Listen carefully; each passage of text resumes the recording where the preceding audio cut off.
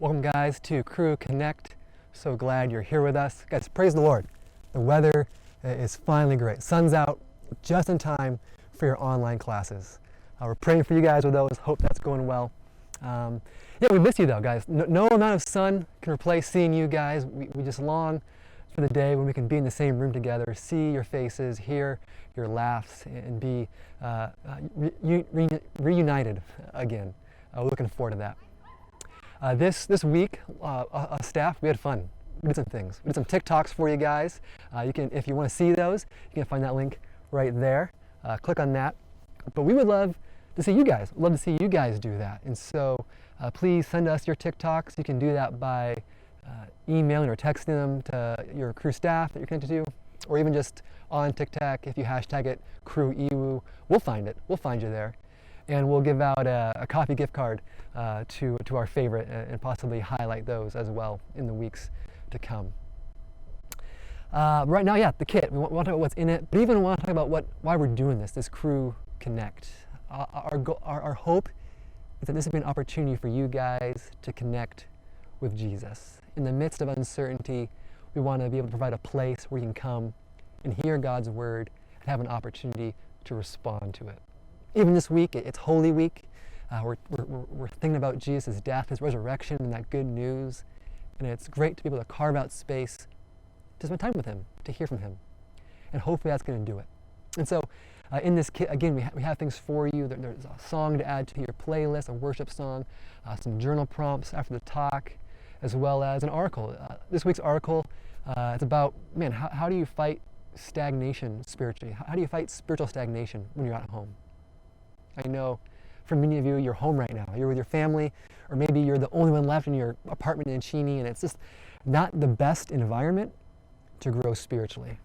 So this article just kind of lays out, it's real short, it just lays out a few pitfalls you might fall into and some things you can do to really have this be a time where you're growing in your walk with the Lord. So really encourage you to read that. Again, that's going to be in the description down below. Feel free to look at those after the talk. But right now, we get to hear from Bobby and Tyler as they talk about the God who sees. So let's go ahead and listen in.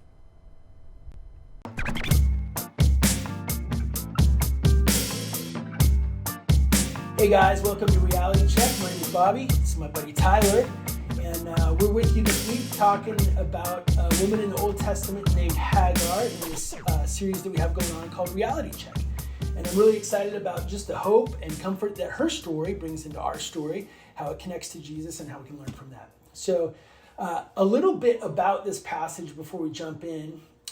This is set in a time in Genesis when the people are even trying to figure out who God is. It's before the Ten Commandments. And so I think that a lot of the things that we see in this story to us seem really foreign, but to these people, it's just normal. So we have a man and a woman named Abram and Sarai, and they can't have a child. And God says, you will have a child. And so in their old age, they can't conceive. And so Sarai says to her husband, Abram, hey, why don't you take my handmaiden and go sleep with her? And I think that our Western brains are like, wow, this is just not okay. Well, in their society, I feel like this is, again, before God gave people any rules. I think what you see is him revealing himself to them in different ways. And so this is one of the initial people that he chose to reveal himself to. So Abraham says, all right, I'm going to do this. I'm going to take this handmaiden. I'm going to sleep with her. And anyway, what that causes, as you can imagine, is this massive rift that opens up between Sarai, the wife, and Hagar, the handmaiden. And what you see in the passage is that Hagar is just mistreated left and right by Sarai. And you see her in this passage wandering in the desert. And just a couple verses from Genesis 16 says this. It says, then Sarai mistreated Hagar, so she fled from her. In verse 7, the angel of the Lord, which could be its own study. I feel like you want to fill your entire third quarter with interesting word study. Look up angel of the Lord, and really interesting stuff. So this figure, the angel of the Lord, finds Hagar near a spring in the desert. And it's near that spring that this angel of the Lord reveals himself and talks with Hagar. It says in verse 8, then he said, Hagar, slave of Sarai, where have you come from and where are you going? I'm running from my mistress Sarai, she answered. And the angel of the Lord told her, go back to your mistress and submit to her. The angel added, I will increase your descendants so much so that they will be too numerous to count. Then the angel of the Lord has this almost like this song that comes after that. And then this fascinating statement from this slave girl Hagar. She says this. It says, she gave the name to the Lord who spoke to her. You are the God who sees me. For she said, I have now been seen by the one who sees me. It's just such a cool passage. And I feel like there are a couple interesting things that just stand out to me. Like as I read this through, I was like, first of all, this being that represents God shows up and he speaks to her. And you know, Eric and I, in the first segment of this series, we talked about how God is a God that redeems. Yeah. And he's always been a God that takes people out of and through hard things into something new. And in this passage, he does just the opposite. Yeah. In fact, he says, like, go back to where you came from into the situation where you're being mistreated. Yeah. Which is just fascinating. He doesn't rescue her out of it, but he sends her back into the midst of this mistreatment. And yet there's this incredible insight that Hagar has, that the Lord saw her. Yeah. That in this encounter with the angel of the Lord, that God's eyes were upon her. And she actually has the audacity to give the Lord a name. Yeah. In this passage, Yeah. it's so cool. She says, like, that it says in verse 13, she gave this name to the Lord who spoke to her. You are the God who sees me. And I think that this is such a fascinating statement because she's running away from mistreatment. She's running away from this incredibly difficult community that she's a part of to get away. And God sends her back. And it's enough for her to go back just that the Lord has seen her. Yeah. It's like it's so significant that like her viewpoint of how she views people and like how she views herself has changed because God sees her. I think you even just see that like with Jesus too. Like I think even in the New Testament, he sees so many people like for who they are. He stops with like blind people on the side of the road and just sees them, and it's people that like no other person wants to engage with or talk to or be with, but that he stops and he sees them and like he engages with them. I think that's so cool. Like, yeah, it's just like mind-boggling to me.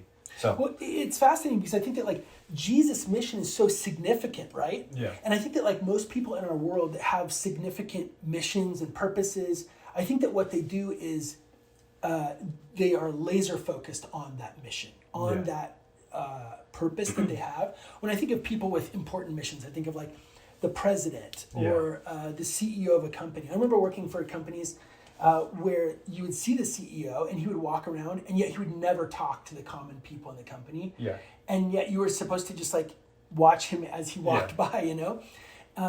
And yet what you see in this passage and what you see in Jesus' story is that Jesus actually stops and he interacts with the common people. Yeah. That's what you see here. You see that God doesn't step in and even, it's not like he even interacts with the main character in the story who is Abraham. Yeah. But he interacts with Abraham's servant girl, this little girl that has now become pregnant from Abraham. He steps in and his story intersects her story. Yeah. It's so powerful. Yeah. I think you even see that too. Like I think like that people even put those expectations on Jesus, but that he like broke those expectations. You see with the bleeding woman where he was that's a great example. to see Jairus' daughter who, and everyone's like, okay, like we're going to expect him to like beeline it to Jairus' house. Because she's dying.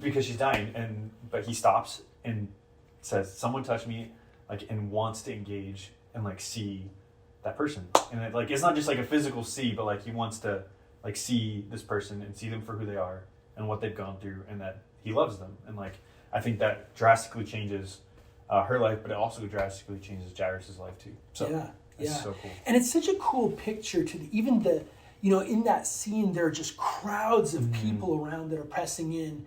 And for Jesus to stop in the middle of what he's doing and address this woman who is probably the lowest of the low in their society because she's been bleeding forever. It's the same God that interacts with Hagar in the Old Testament and sees her in this horrible situation that she's in where she's despised by the wife of Abraham. Yeah, and I think like there's so many examples. Like in Luke, the woman who comes to the dinner at the Pharisee's house, and Jesus is like letting her wash his feet, and the Pharisees are like, "What are you doing?" But he like gives her time. He gives her like attention, not like attention like the weird way, but just like he sees her and he like acknowledges who she is, that she's a human being and she needs love and care, and that he gives that in such significant ways. And I think that's so cool. Like just to see this example like played out throughout the entire Bible. So and I think that like the thing that ties this story, I feel like so significantly to our stories, is that there are times like this in the time that we're living right now, in the last 9 days or whatever, 10 days, where I feel like I want God to rescue me out of this and send me back to the way that it used to be. Does that make sense? And yet what God does in Hagar's story is he just sees her. And then he says, it's enough that I've seen you. Now go back into the broken community that you have. And I think that like a lot of us, like today, like we there's a part of us that mourns what we used to have, right? And we look at the community that's around us now and we say, man, I wish I could go back to this other community that I had before. And yet I think that the cool thing about this is, if this is true that God sees me, and it's enough that he sees me, and he asks me to go back to this community that I have, it's so significant. And it even makes me think of other places in the New Testament where Jesus tells people that come and he heals them, and instead of saying, hey, come follow me, he says, go back to your community, go back to your people. And I think that there's some significance in that for us, where it's like, this is like, just because our summer missions have been canceled, just because things don't look the way that they are supposed to look right now through my eyes, doesn't mean that this isn't the way that it's supposed to be. And I think that oftentimes God sends us, he derails us a little bit, and it forces us to trust him. And he's like, I see you. I know what you're going through. And we have incredible opportunities in front of us with the new community that we have that might be hard, that there might be areas where I feel like I'm being mistreated. But I actually have the opportunity to step in and bring light and hope and peace and joy to a community that desperately needs it. And to bring hope, the hope that God sees these people in the midst of what they're going through. I think that they're like, we've talked about through the weeks, like there's so many different things that we can try to look to for security, and yet all of these things, like these ideas of who God is and these names of God, bring us so much hope and comfort. Totally.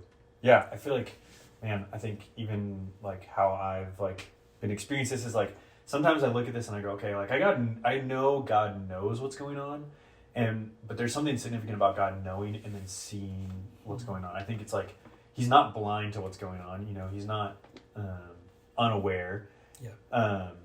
And he sees what I'm experiencing in it. There's like, that's something that's just so significant to like how we experience and react to situations like this. I think like if he sees you and you like experience that, then like your reaction to how you play out with your relationships with the people you're quarantined with or whatever it might be, like that you are around, that their reaction is different and like your reaction is different, and how you display Jesus to them is so much more significant when you know that God sees you and he sees you for who you are and you're loved in that moment by that. And I think that's just like, it radically changes how you view your day-to-day activities, radically changes how you view life. And that's just super important. And like, it's super, super cool to know that God sees you. Yep. So. Yeah, thanks for joining us this week on Reality Check. Go ahead and check out some of this supplemental content that we have, and we'll see you back here next week.